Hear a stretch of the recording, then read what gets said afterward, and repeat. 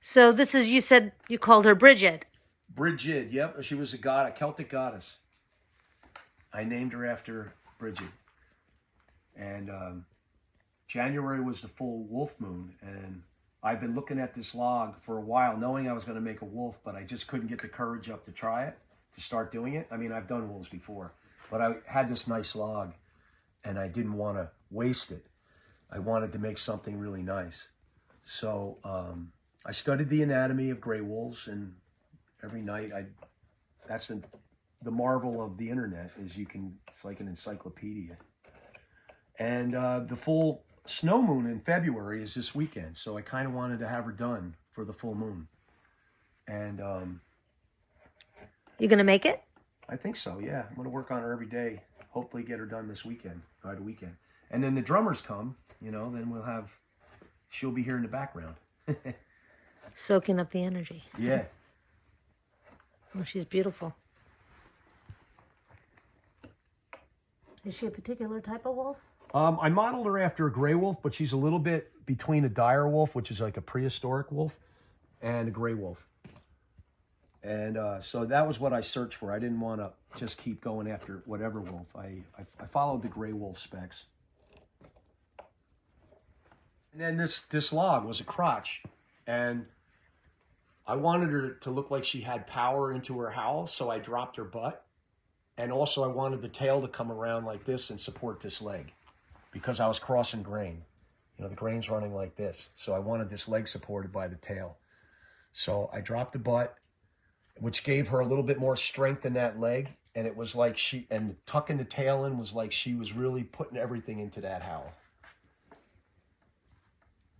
Power of the wolf.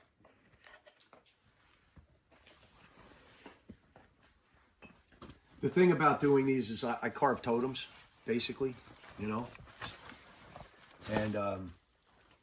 I carve these animals, but you study the anatomy, but then you study the symbolic meaning of them too. So it becomes a thing. So you're putting your soul into it, and the soul of the wolf now is coming into me.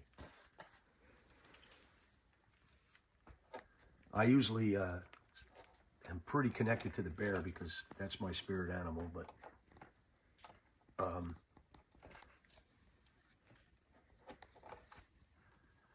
that's something, spirit animals, all indigenous peoples all over the planet. It wasn't like Native American thing. It was in every the Aboriginals, the Amazonians, everybody. When you're close to nature, you're part of nature. You take these animals and the things in the forest, even some of the plants and trees. The old Celtic people the Druids were connected to the different trees. When you became a Druid, you took the name of a tree. So there's so much. Nature gives us so much,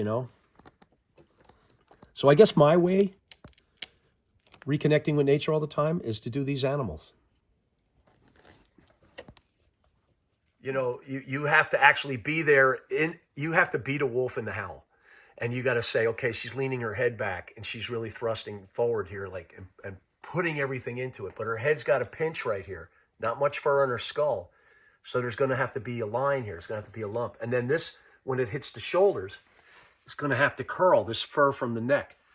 So you have to see all of that. You have to visualize the whole thing. Which is just be there with the wolf in that moment. It's cool.